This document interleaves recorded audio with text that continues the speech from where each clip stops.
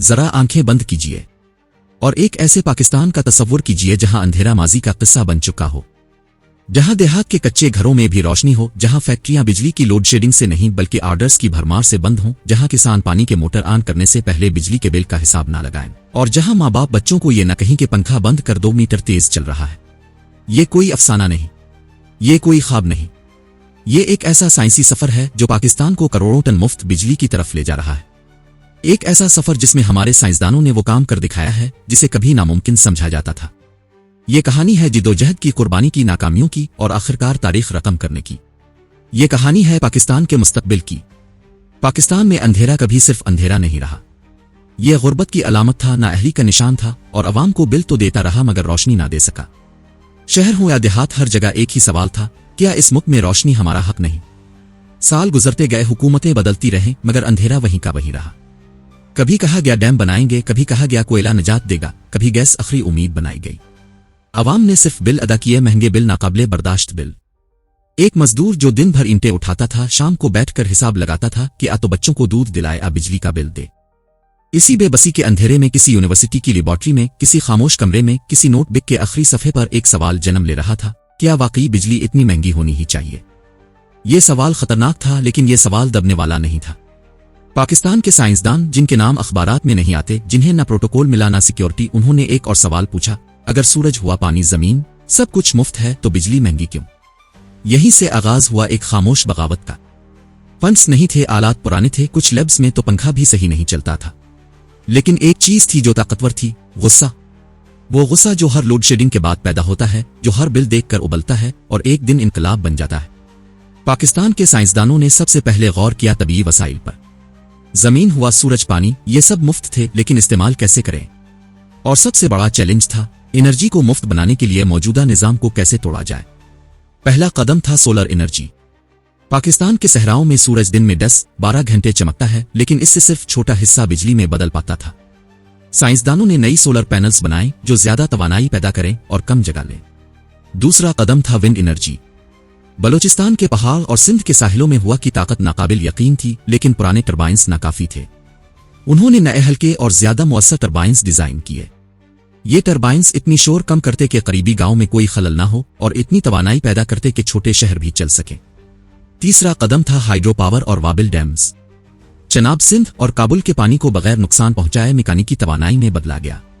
ये वो तवानाई थी जो रात को भी रोशन रख सकती थी, बगैर किसी महंगे फ्यूल के। लेकिन सबसे बड़ा इनकलाब आया एनर्जी स्टोरेज में।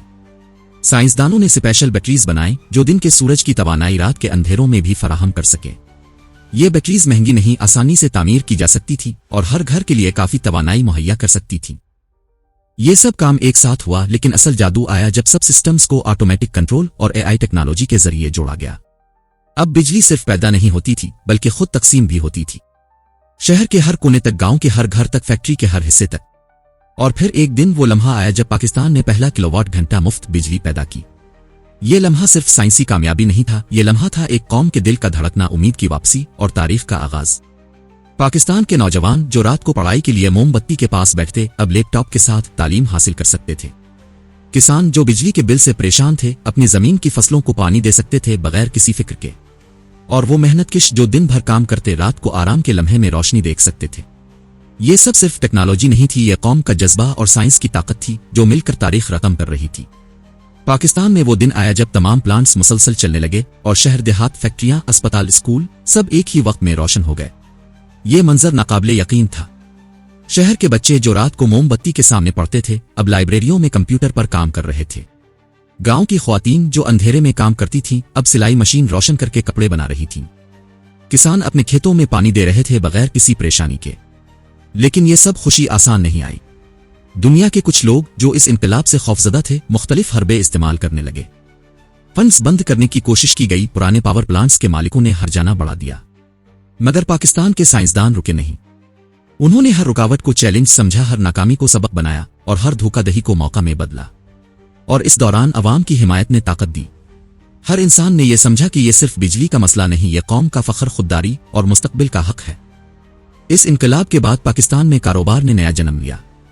कारखाने बगैर तवक्कुफ के चलने लगे, नौजवानों के लिए नए मौके पैदा हुए, तालीम की राहें आसान हो गईं और हर गांव में रोशनी ने उम्मीद जगाई। ये सिर्फ बिजली का मसला नहीं था, ये एक सोशल इनकलाब था। लोगों की जिंदगियों में सुकून आया, महंगाई के असरात कम हुए और सबसे बड़ी बात लोगों का एतमाद बढ़ा कि ये मुल्क कुछ कर सकता है। और फिर एक दिन जब सूरज गुरूब हुआ और पाकिस्तान की जमीन पर हजारों घर रोशन थे, एक माँ ने अपने बच्चे को कहा, बेटा ये रोशनी तुम्हारे लिए है, ये तुम्हारे ख्वाबों के लिए है, ये पाकिस्तान के हर बच्चे के हक के लिए है। और एक नौजवान ने कहा, हमने सिर्फ बिजली पैदा नहीं की, हमने उम्मीद पैदा की। हमने साबित कर दिया कि अगर दिल सच्चे हों तो कोई मुश्किल नामुमकिन नहीं। ये वो लम्हा था जब पाकिस्तान ने दुनिया को दिखाया कि साइंस और जज्बा मिलकर किसी भी कौम को बदल सकता है। ये वो दिन था जब हर तारीक कमरा, हर खामोश गिल्ली, हर बंद मकान रोशन हुआ। पाकिस्तान ने सिर्फ बिजली पैदा नहीं की, पाकिस्तान ने अंधेरों को शिकस्त दी। और सबसे बड़ी बात यह कि ये इनकलाब सिर्फ आज का नहीं, ये आने वाली नस्लों के लिए रोशनी की जमानत है। ये कहानी हमें याद दिलाती है कि कोई भी मसला बड़ा नहीं होता अगर कौम में अज़्म, साइंस में महारत और दिल में हौसला हो। पाकिस्तान ने दिखा दिया कि ख्वाब महज ख्वाब नहीं रहते, जब उन्हें इल्म और जज्बे के साथ पकड़ा जाए तो वो हकीकत बन जाते हैं।